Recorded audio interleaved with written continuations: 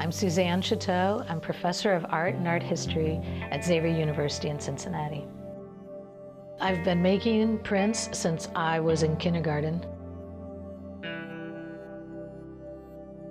I loved the mark that you could achieve in print, and I loved the surprise of lifting up the paper and seeing what happened. So I see this whole body of work that I've been doing as this journey of what it means to be human, what it means to comment on myself as a 21st century inhabitant of this planet. What do I cherish?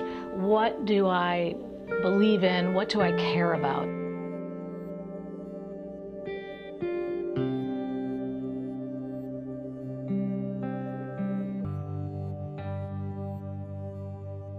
Most significantly, our most recent work that I completed was for the EVAC Project. EVAC stands for Experiencing Veterans and Artists Collaboration. And they wanted those veterans to be able to tell their story, and then they called to printmakers throughout the country. And we were paired with a veteran. That story came to us, and we listened to the story, and then they wanted us to interpret it. And the whole goal and aim, the belief is that art can empower and heal. And that's how I met Ernie Hopkins. Ernie Hopkins is a Vietnam veteran.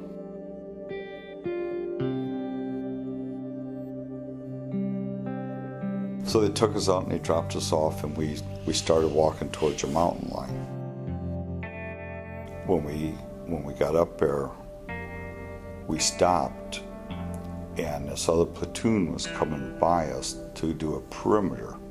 And this black guy got within about a foot of me and looked me right dead in the eye and nodded at me.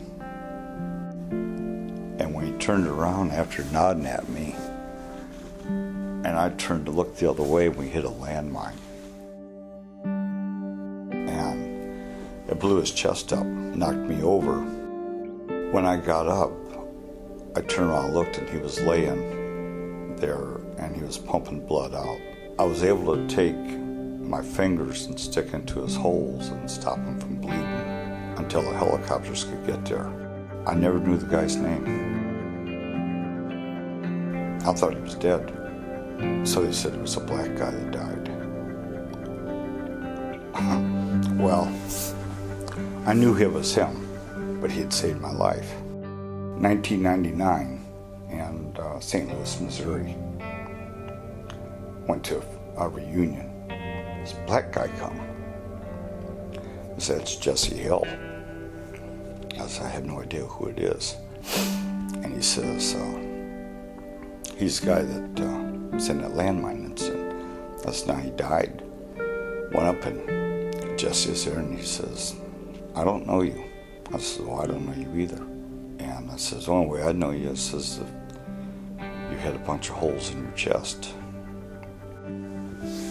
He looked at me and he unbuttoned his shirt. Pulled his t-shirt up. And I put my fingers back in those holes. He had lived. But for 29 years, I thought he died. I remember the first time I seen him. It'll never go away. It's impossible to ever lose stuff like that. Every day that I carved on it, I thought about two young 19-year-old boys that were conscripted into this war and had no experience of war and no experience in a jungle, and they braved it. They braved it. And it just gave me this inspiration and this belief and this faith that art can redeem people, art can heal people, and I think that's so important. I was able to meet Ernie, and I met him on Veterans Day at the Rutherford B. Hayes Museum. It was powerful, it was amazing. And I knew him across the room. I recognized his features and just the way having carved him and worked on that rendering for like 3 weeks. At the whole end of the event, he came back up to me and said, "Suzanne, I have something for you." And I said, "What?" And he said, "I'd like to give you this bronze star because you're a hero." It's exactly how he said it. He got this medal for heroism, and he said, "You're, my hero." And just sort of this way that he said it was sort of saying, keep making art that matters.